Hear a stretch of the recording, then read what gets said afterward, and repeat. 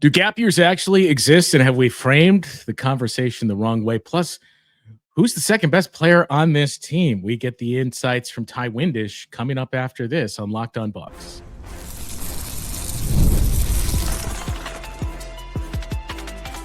You are Locked On Bucks, your daily Milwaukee Bucks podcast, part of the Locked On Podcast Network, your team every day. Welcome into Locked On Bucks. I'm Justin Garcia. You can hear me throughout the season on the Bucks Radio Network. Today's episode brought to you by FanDuel. Football season around the corner. Visit the FanDuel app today and start planning your futures bets now. We are still coming at you live every single day here, the only live daily Milwaukee Bucks podcast you can find. Shout out to all of our everydayers out there who have been through yet another lengthy offseason for this group. We are joined today by Ty Windish, who you can hear and see on the Eurostep podcast along with Rohan. You guys did something interesting on your most recent show I want to get to, but I threw out the gap year thing, and you and I were talking before we started recording that you had some thoughts too. So we'll see if this aligns with where I'm at, but I've just been thinking the past couple of days and talking with a few others about, gap year, hearing that. And as soon as Dame went down, you saw that thrown out there. Maybe it's a gap year for the Bucks. We're hearing the Pacers and the Celtics talk about it too. I mean, the Bucks can't have a true gap year per se with the ambiguity surrounding Giannis. So let's get that out of the way. But I think they're going to be better this year than they were last year, at the very least as good as they were record-wise. I think we'll find out about the ceiling. I think we're all excited to see how this team performs, given that it's going to play different. But when I say gap year, my thought is, okay, is this maybe the gap year in the sense that we have a belief in this roster, and John Horst talked about sample size. You don't have it, but we believe in what we saw. We feel pretty strongly this is going to work with this group. So let's start to build something here. And then next summer, we have multiple draft picks we can trade. We have one pretty sizable expiring contract that, in terms of sizable moves, and I know they signed Myles Turner this offseason, but like next summer, we can do that. So let's just lay the groundwork, see how this works. And then next year we can make our big swing. So when I say gap year, that's what I mean. Is that somewhere along the lines of what you were thinking? Yeah, I think so. I mean, I think Rohan and I talked about this a little bit, and it's easier to say now post Turner and everything. But even going into the offseason, I think Eric Dame of The Athletic does great work. I think he's the one who we can credit with coining this. Yeah. I don't think it's something the Bucks would ever really go for, and I don't think it's something you could ever sell Giannis. And your point is correct too, of like, is he going to stay or not? I truly believe Horst, when he's John Horst, Bucks GM, when he says, like, we don't think about that, like, we're just trying to build the best roster around Giannis. I just think so much of the conversation of the Bucks, and less so in our Bucks corner, right? More so, I think the national, which has been quite bad and always will be, misses the fact he's 30. Giannis is 30. He's not in a position where, even if Giannis said today, like, or even if he had said the day after they lose to Indiana publicly, I'll never leave. I don't care how bad we are next year. Like, I still don't think the Bucks would be like excited to say we're going to take a step back on purpose, because you just never know. He's been extremely healthy. He obviously takes care of himself better than, 100th percentile of all athletes or people in the world. You just never know. Like, I think about Embiid and the fact that I don't think it really lined up this way, but they kind of punted a year where Embiid was still playing at a very high level, and it got them Paul George, which now you're like, okay, that probably wasn't worth it. And we don't know when he's going to play at a high level again. So I think, certainly it's a restructure. It's a step back in salary, that sense, which does give you more flexibility later. But I think there's no part of the way Horst is wired and the way Giannis is wired where they were ever truly going to say, like, yeah, we're fine if we're the 9th seed this year. Like, I think they were always going to, even if it's not, doesn't look the same, even if there's not the quote unquote star player to bring in, I think they were always going to, like, okay, let's build the best possible roster we can and see what happens. Like, I just think that's how they're wired to be. And that's the right call, when your guy is 30, not whatever Halliburton is, whatever Tatum is. Yeah. And I mean, gap year, that terminology is we have to find something better for Yeah. this scenario for the Bucks. But gap year in the sense of, I'm sure there's some, but the majority of Bucks fans are not approaching this season saying they're one of the best teams in the East. They're going to win the championship, or they're going to win the Eastern Conference. I know there's some. They're one of the best teams in the East because that's Well, not a whole lot. Yeah, so let's remove the East. They're one of the best teams in the league. Like, you're not approaching it with that expectation. Yeah. And I know, the goal is to win a championship every season. I don't think the organization would tell you, no, we don't think we have a chance to win the championship this season. But I think if you were able to get an incredibly honest John Horst and injected him with some truth serum, he would tell you, yeah, we probably have much less of a chance this year than we have in any of the past 5 years, basically. So in that sense, we're going to remain competitive. We still have an opportunity in the East. I mean, we can talk through Orlando got better. Cleveland is good. They were very good last year. I think they at least stayed the same, if not got slightly better when you bring in Lonzo Ball. The Knicks, I think there's still a ton of questions about, and really the framing of the Knicks argument in the Eastern Conference, how everybody's running with this is, the Knicks and the Cavs, the two best teams on paper, sure. But what if the Knicks lose that series to the Celtics last year? And I think if you simulate that series 100 times, Boston wins a majority of the time there. What if they lose? We're having a much different conversation over, wow, the Knicks gave up all of that for Miles Bridges and Karl Anthony Towns, and now you're going to have to pay Brunson again eventually. How long is his window? Like, that's how quickly things can change here. So I think that also speaks to, look, if you find something and it works on both ends of the floor, why can't this Bucks team be what the Knicks were 2 years ago? Yeah, I think that's the other interesting thing too, is I think the roster is too often dissected as like, that's always the question. And you led with it. It's a good question. We talked about it on our show, but like, who's the second best player? And if you frame it in that sense, you're like, okay, they have no chance when the other second best players in the conference are like Franz Wagner and whoever, which of the Cavs guys you want to say, probably Garland or Mobley. I would put Mitchell 1, or, Karl Anthony Towns. And the Knicks have a lot of good players, but I think for the Bucks, they're all starting though. They're all starting, yeah.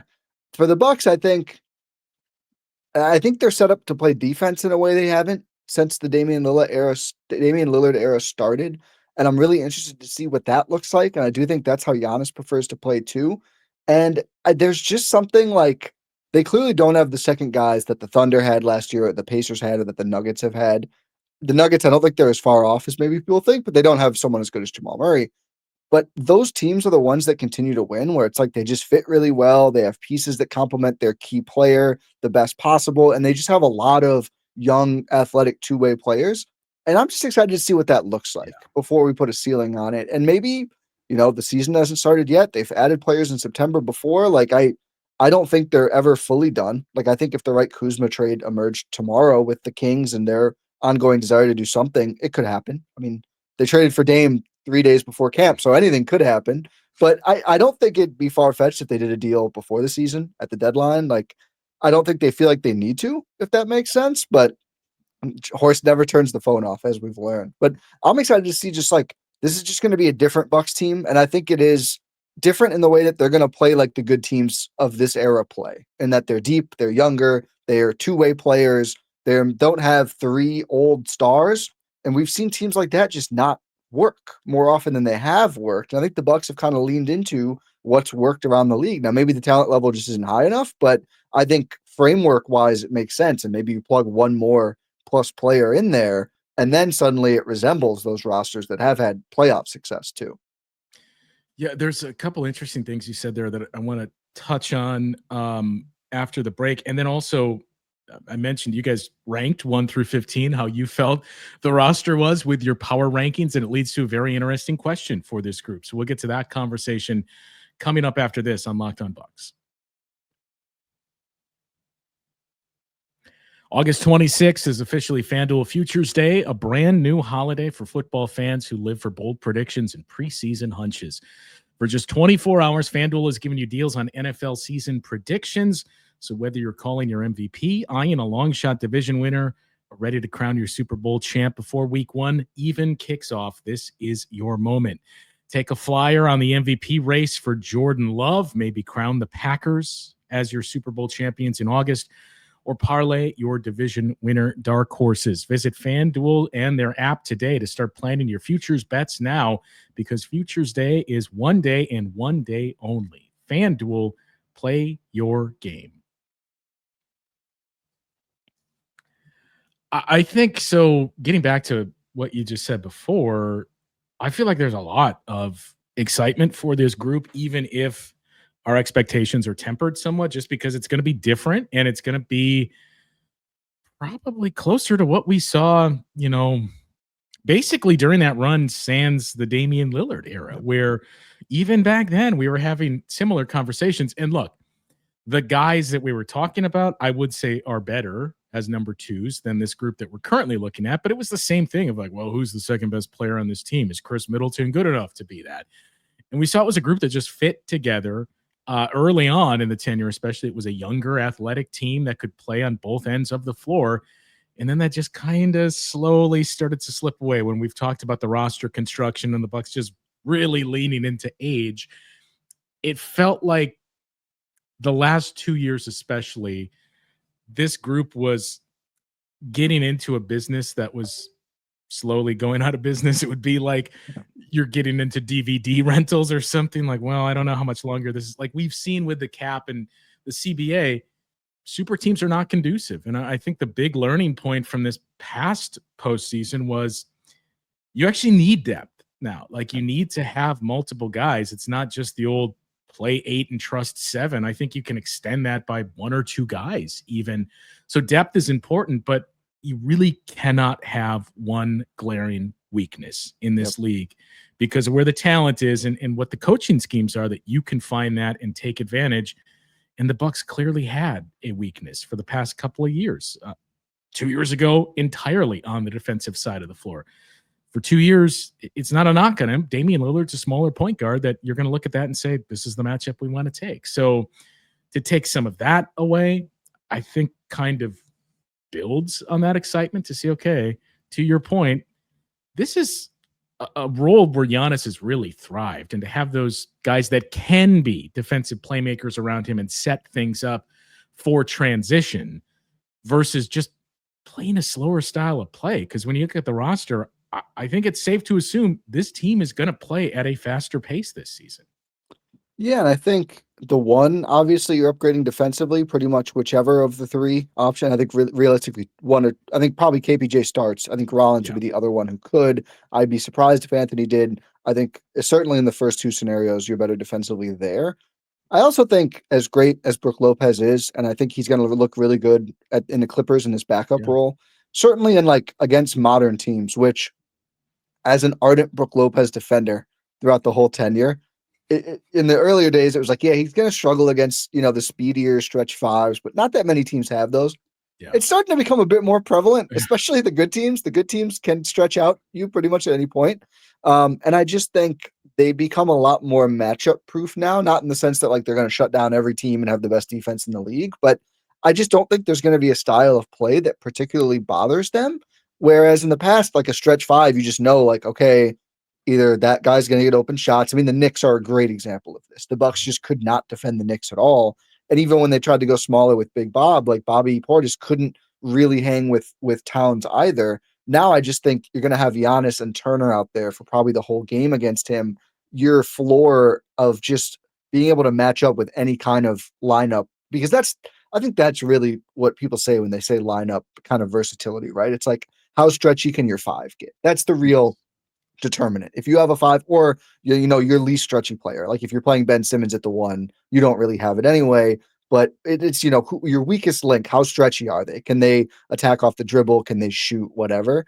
I just think the Bucks now are so well equipped to say we're always going to have someone who can guard those players, and we're never going to have a huge liability defensively. Their worst defender, who I think they'll play in big minutes, is like, I don't know. Is it going to be Cole Anthony? Is it going to be maybe Bobby Portis, who they don't really use at the 5 anymore? So I really thought down the stretch, his kind of defensive shortfalls were really masked. They just kind of used him as a big wing, and I think he's okay at that. I don't think he's bad at that. I just think now it's like they're very solid defensively. They don't have the defensive player of the year players outside of like Giannis on the perimeter. But I think that just being solid, it may be a worthwhile trade for them, to your point of like the weak link theory defensively. I mean, what do you think the ceiling is for their defense? I think they could be a top 5 defense. Yeah. I think I think they'll be baseline. If they're like 12th, that's like the low end of where I yeah, see this group. I think so too. I think defensively, the anchor, the front court should be, as long as those guys play, which I think, 60 to 70-ish games each, like the Giannis Turner front court, I think it's just going to be nasty. Like, I Yeah. think we saw a lesser version of it just with Pascal, who I think is a very good defender, and Turner. But I think Giannis obviously is just better and can do even more. And I think those two are going to set the tone. You worry a little bit about the 2-3, or at least I do. Like, I think Yeah. Trent is fine. I think Green is fine. If they start together, you're a little Yeah. small. But we did this exercise of like what teams, especially in the East, are really going to kill you if if you don't have like two great. There's not that many forwards that you can really point out and say like, oh, that guy's going to be a huge problem with his teammates as well. Like, there's a lot of skilled guards. There's a couple of forwards, but there's not many where you're like, oh, there's just no way Giannis and one of these other guys could guard those two players with the Boston injury. That would be the one team. But obviously Tatum won't play.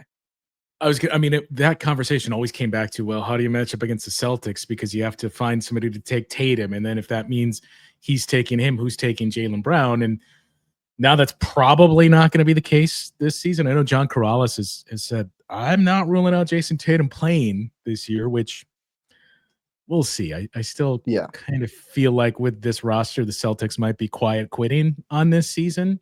Yeah, but if you're starting like Chris Boucher or like Luka Garza at the 5, I don't think you're all in. Is how I would put that. I would agree with you. So we mentioned the second best player and kind of ranking this roster. Again, you and Rohan did this on your most recent show, right? It was over an hour that you guys really dug into it. I think your top 3 were identical on each side. Yeah. And then it was largely the same, but we saw some variance. So it was literally, to spoil it, it was exactly the same, except we flip-flopped 14 and 15, which was a great debate at the end of the show. Rohan wouldn't even get a note with me. And he had Kuzma higher, and literally everything else was the same. And we reacted like we had entirely different lists 1 through 15, because usually we end up agreeing on everything. I would, obviously I have to side with you because you pick Chris Livingston as 14 versus 15. Tyler Smith being 15, I think after Summer League, that's where everybody would kind of clock in there. But your top 3 that you guys had in this order were Giannis, Myles Turner, and Gary Trent Jr. So I think Gary Trent Jr. is going to be up there. I think right now you would have to say Myles Turner is the second best player on this team. If that were to change at season's end, where we look back and say, wow, this guy was the second best player, I take it you think it would be Gary Trent Jr. that would be that surprise? Or one of the point guards?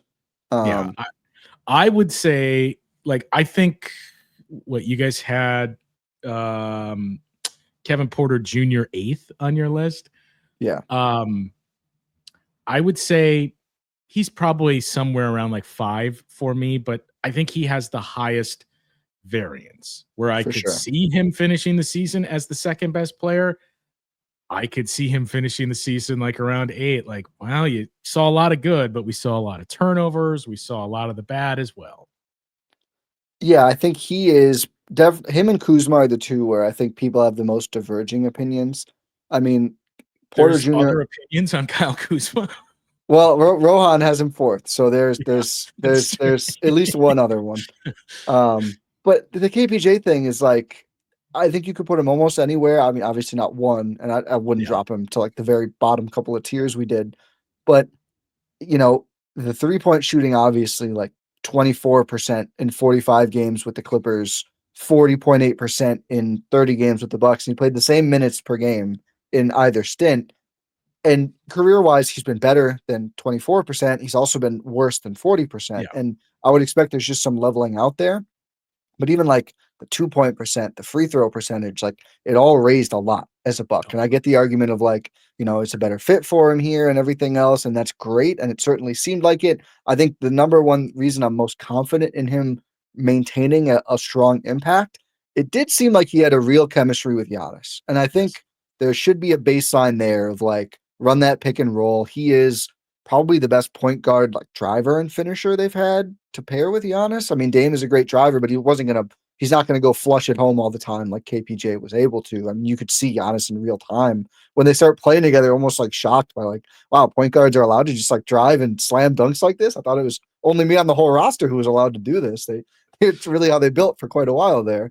But I just think there's, the mid range also fell at a really high level. I don't know what sample to fully believe in. I would love if he just decided to be the 50, 40, 87 guy he was as a Milwaukee Buck. I don't fully buy it. And I think Rollins' defensive upside is pretty large, and I think they could use him playing a lot. But KPJ certainly I could see being like, wow, he's had a 19-4-5 season or 5-5 season. Like if he does that again, he's going to rise quite a bit, obviously. A couple interesting things to point out about KPJ, and you brought up the name Ryan Rollins, who I get the feeling you mentioned Brook. We were both very, very adamant Brook Lopez supporters. I will recognize I hung out a bit too long towards the end. Yeah. I think Ryan Rollins is going to be the guy that usurps Brook Lopez in that regard for me, at least. So some things to get to about those two in the backcourt and any predictions we have on what's going to come out later today as the NBA schedule is released. We'll get to that coming up after this. So one of the things that stood out to me about Kevin Porter Jr. and what makes it frankly very hard to discern what you just went through of like, well, it's probably going to regress somewhat, I would think, but I don't know how much. I don't know when that's going to occur. Is the usage rate was pretty much identical all throughout his career. So when he's on the floor, he's using it at a high volume, and minutes changed slightly when he went from the Bucks to the Clippers. It was obviously both cases much, much further down from where it was that 3-year run with the Rockets. But it's not like he all of a sudden, these numbers just started to explode and the efficiency rise because he had the ball in his hands a lot more. He had the same usage rate in his time with the Clippers. And one thing I don't think people fully realize is everything that has been said about Kyle Kuzma and the knocks and the criticisms on him in a Bucks uniform. I mean, Kevin Porter Jr. was basically that guy with the Clippers. Like in terms of efficiency numbers, he was one of the 5 worst players in the league. That's why nobody batted an eye when the Bucks made this trade. It was mostly just like, and you would bring up the off the court stuff because nobody believed there was anything there anymore, even for a guy still young and had a 50-point game in his career and put up some decent numbers. Yeah, against the Bucks, put up some decent numbers with the Rockets. It was that bad in Los Angeles. And I think that was really the most perplexing thing of all of this is no one's denying the talent, but it was as bad as you can get. And he was basically the spark this team needed to play the way they did in those final 8 games and really beyond that once they brought him on board. Yeah, and I think the playoffs were interesting for him. I see both sides kind of the whole, and this is, I think you're right, more than Kuzma, because it's just mostly anti-Kuzma sentiment. KPJ has to be the most divisive player on the Bucks right now. And you'll see, I think the thought that like he was awful in the playoffs. I wouldn't say awful. I thought he was vaguely productive, started very slow. I think he played better when Dame was out, and he just knew, I think, what his role was going to be a little bit more. But the twos just didn't fall, right? He was 46% from 3, 36% from 2 on more than twice the amount of total shots there. And that's what I'm looking at too. Like, obviously if he continues to shoot, if the 3-point percentage starts with a 4, we're in a pretty good place as long as it's not 4%. But the twos, like that long mid-range, he shoots a lot of those as well. And I know Doc spoke pretty frankly about, less of the dancing, more of the driving. I think that's going to be really important for him of even if you miss at the rim, like you can't take 5 twos in a row and make one of them. Like that's, that this team's really going to need to grind out good offense. And I think over relying on his mid-range wouldn't help with that. He's just a fascinating player. The variance, you're right, is just like sky high. I don't think there's anyone on the roster realistically who I could see being as high as like 2 or 3 on the importance. And on the other end, like if it falls apart like it did with the Clippers for whatever reason, they have 2 NBA caliber point guards and that role could go away. Like I think it's going to be a competitive room for them. They have 2 NBA caliber point guards, regardless of it's what's funny is I don't know about you guys, we've seen this slow building of some not necessarily anti AJ Green, but some people questioning AJ Green. And then Ryan Rollins too, which we've had a few people like, why do you keep talking about Ryan Rollins potentially starting? That guy's not a starting caliber point guard. He started 20 games for the Bucks last season, and he was pretty good in those games. But to your point, if we do see the bad version of Kevin Porter Jr., you do have 2 other guys that you can lean on, and it's not like you're heavily committed to Kevin Porter Jr. in terms of financially, that it's not like, wow, this was a disaster. So I for all those reasons and kind of the spark that he gave, I think, much prefer see him come off the bench and be that guy that's really handling the ball and driving things when Giannis is off the floor.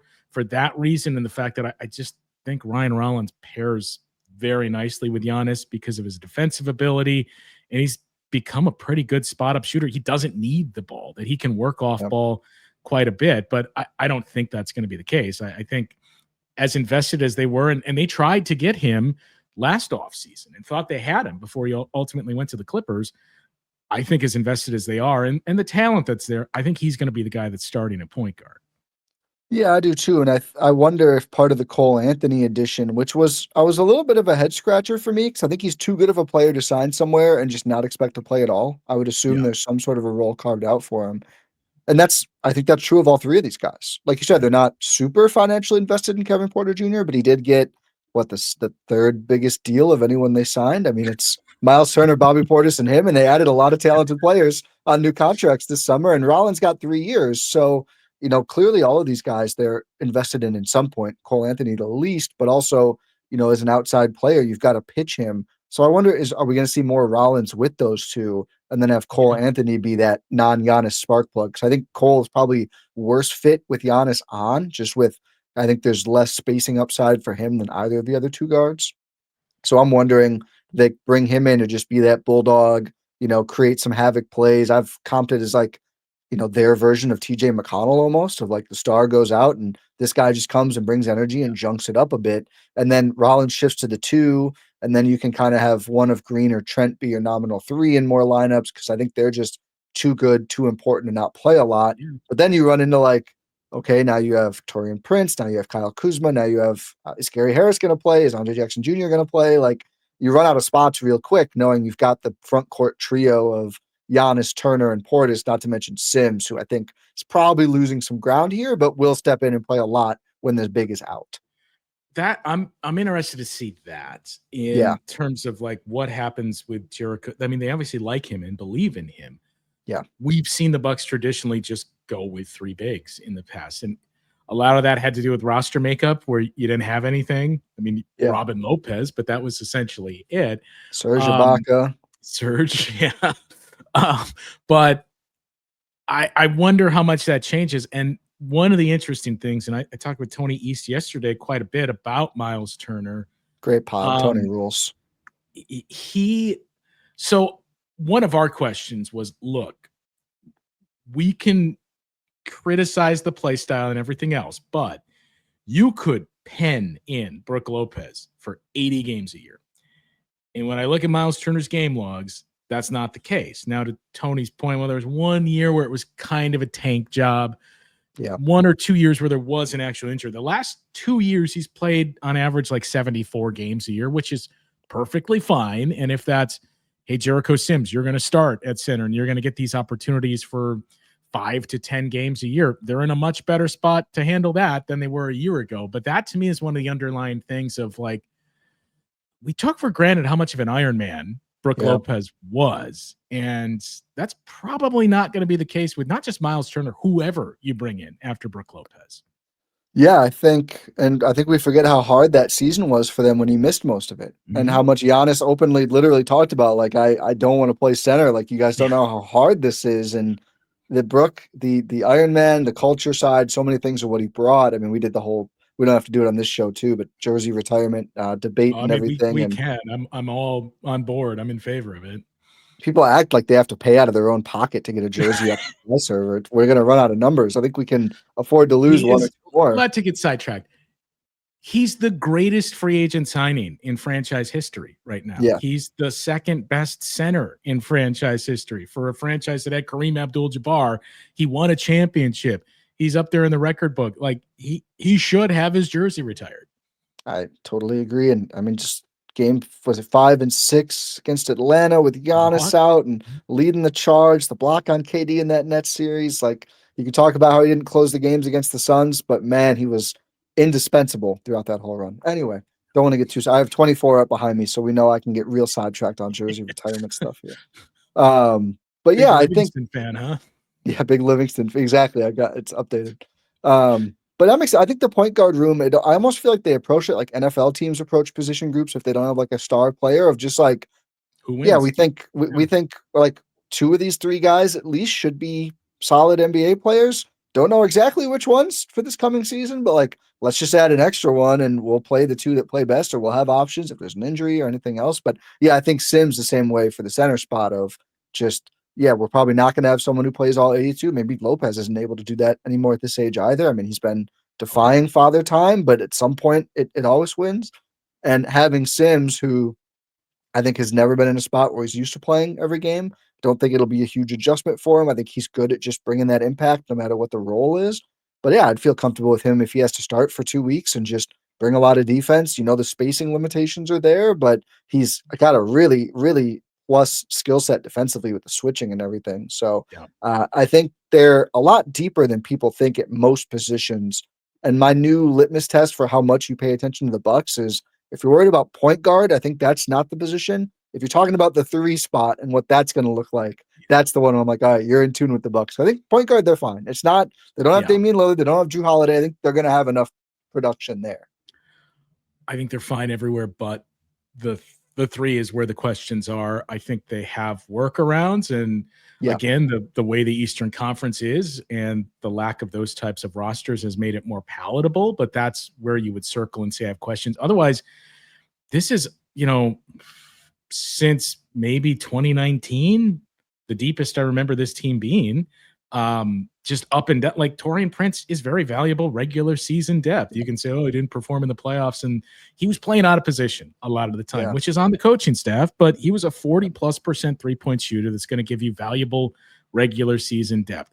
Andre Jackson Jr. is probably pushed out of the mix right now, and we saw he can give you some valuable minutes throughout the regular season. Same with Jericho Sims. So they're going 3 deep at a lot of positions now, where guys that, are they great? No, but you at least trust them in an NBA game, which was not the case for the back half of this run, where it was very top heavy and like, well, we hope we don't suffer a major injury. Obviously, if Giannis misses significant time, that changes a lot about this roster. But, outside of that, it's a pretty deep group that they've assembled. Yeah, and I think, you hear that thrown at them of like, oh, if Giannis, well, Tatum's going to miss the season and the Celtics just gave up. Like, obviously, if the best player is going to miss a lot of time, unless you're probably like Oklahoma City or a very few amount of teams, it's probably not going to be great for you. That's just how sports works. And I don't know. I think they don't have as many proven players, at least like from the 1 through 3, but they certainly have more players with upside than we've ever had coming into a season. Because this was the opposite of their approach, right? It was like, Jay Crowder's had a good 12-year career. Let's see if we can wring a little more out of him. And I loved Bucks Wesley Matthews, right? But it was like he was on the downslope, and you can go through so many different players. Whereas now it's like, if you can get 1 or 2 of these guys to pop to any sort of a degree, suddenly now you're cooking with gasoline. And I do think they have some pretty smart bets to do that, especially in the point guard. The final thing that I want to throw at you here is we mentioned the schedule gets released later on today. We kind of all assumed the Bucks were not going to be playing on Christmas Day. I didn't foresee only 2 Eastern Conference teams and those 2 teams playing each other. We've learned only 1 game so far as of this recording. That's the Martin Luther King Jr. Day game. the cup games too. Sorry, those Oh, came out yes. yesterday, Yeah. so we knew Yeah. who they were already going to be playing. Now we We have knew the they were going to dates. be in November. We know the Yeah. dates of those two. So I guess was it you that pointed out the number of national games they had? And like technically, we would include NBA TV, and it was what 17 last year It was with 17 those. without NBA TV, so Okay, filtering those out because those are not true. I would say national. Which no, now we're gonna have the same conversation about Peacock. I think. I say yes. Peacock Yeah, and I think Amazon, I Peacock would still say counts. I think that national. counts. Yeah, You think it's less national games this year? I think it's the same. I Okay. actually think it's going to be the same. Not because I think that the NBA is excited to feature the Milwaukee Bucks with no second star, depending on how you feel about Myles Turner. But I think Giannis is still a big enough Yeah. draw, and there just has to be some East teams at some point for their logistics. I think, and I just don't think there's many that would slot ahead of the Bucks. I mean, clearly the Knicks, who my poll was, and I'll ask you, Knicks are going to have them out. Yeah. but who's going to have more, the Knicks or the rest of the East combined? And I think that's going to be it's going to end up close. But like, we all think Orlando is going to be good. Do we really think the NBA is going to like put Orlando on national TV 20 times? I frankly don't. Yeah, that's going to be the tell. Like I think, especially last year when it was like, how are you not featuring the Thunder and the Pacers more and stuff like that? Like, yeah, did they learn from that? And are they going to do that? The danger being, well, do people really care about that? Do casual fans, do they know who's on the Magic? Are they going to tune in for it? I suppose the counter to that is, I don't know, you already got your bag. Like you're starting the new TV deal. So are you that concerned with what are the ratings going to look like? But I mean, I think there's certainly, I think they're going to be somewhere a little less, a couple fewer games on the national scale, just because I think the Knicks are going to have a ton. Like if you're not like sick of the Knicks, you will be by probably, the I would say time it's probably like half of their games. If I had to, like, yeah, not even kidding. If you count NBA TV, probably right. half of their games they're going to have like a Chiefs schedule. Cavs are going to have a lot, I would I think they're assume. gonna have a good amount. Like that. That's an interesting one too. Like, do they really go all in on the Cavs? Obviously, they're really good, so I think they will. But is they just gonna like spread the wealth and be like, we'll just give everybody else 10? I mean, the Celtics might still have a lot because I think they draw, but it Yeah. gets a little risky. Like, I don't know. Maybe they'll top load that one because I think we all know, like, if they're 20 and 40, like, I don't know if Jaylen Brown, we see him much in March, April. You know what I mean? I mean, and they can dip out too. Like we saw it happen to the Bucks, where there were some Yeah. questionable games last year. Like he really passed on this game for this one. Um, I suppose. What would your ideal home opener be for the Bucks? I mean, Pacers in town, right? But I think they might do that game in Indy. I think the Turner return That's is what I'm maybe curious to more. see. Yeah. Yeah. But otherwise, I don't know. I think that's the only that's the only real rivalry, and it's not gonna be the same. I think the Pacers are gonna play at 2000% in that game for a variety of reasons now. But I can't even really think of like a close second. You know, the Heat have kind of fallen apart. The Celtics Mhm. aren't gonna have their guy, and I don't think the Celtics think about the Bucks at all anymore, right? Like they've probably moved on from that. The Suns are gone, you know, so I don't know. There's not a lot where I'm like, oh, I can't wait to see him play that team. It's more just like I can't wait to see him play. Yeah, I mean, it's like there's none of those individual appeals, at least not as many. Like even stuff like it was always interesting when they would go to Memphis or Memphis would come here and you'd hear questions to Taylor about, hey, Giannis is doing this, but that's gone now. The Bud component is gone. I Yeah. think it like next year is the interesting part of like if this team is much better and kind of plays where we both think they're going to be around. What's the inclusion in national games? Then do they start to re-enter that? Okay, they got Giannis and they look really good. They're back in that fold. And then next year is also when you get maybe the Celtics are fully back. The Pacers will have Tyrese Halliburton back, and those games have a little more juice. And Damian Lillard playing and Dame coming to Milwaukee and the Bucks going out there. So like next year to me is the really interesting. This one, to your point, is just like I just want to see this team play. Is like Wizards at Bucks like a top 5 home Well, opener to yeah, welcome back I suppose we Chris? I should have mean, mentioned that. Yeah. but that's not. I mean, it's like we've already seen it once. It won't be the first time, right? They came, or did they not come to Milwaukee? They did They not. The only do Bucks went to Washington. Okay, DC. okay. So yeah, no homecoming yet for Chris. So I mean, that might be like That's number it. 1 or Yeah. number 2. I mean, there's not a lot. I mean, I guess again, Drew with the Blazers, Brook coming home, like the Blazers, but Dame won't be playing, but Drew will be playing. But we've seen that though too with the Celtics. So I don't think like gameplay wise, they just keep losing to the same team. So there's not a lot of rivalries going on at the moment. I mean, I guess the Sixers, they usually play well. And if their guys are playing, that could be a good one. But I feel like both teams just have other things in mind currently than each other. People can find you. I mentioned you and Rohan doing the Eurostep podcast. They can find you there on YouTube and wherever you get your podcasts. Yep. Wherever you get this fantastic podcast, which you should give 5 stars, you can find ours as well. We'll be doing schedule stuff tomorrow, like I think most everyone will be. Ty, always good to catch up with you. Appreciate the time. Yep. Thank you very much, Justin. He mentioned they will have their schedule show. We will do the same later today or early tomorrow morning. Camille is going to rejoin us for that one. For Ty, I'm Justin. We'll talk with you guys once again tomorrow on Locked On Bucks.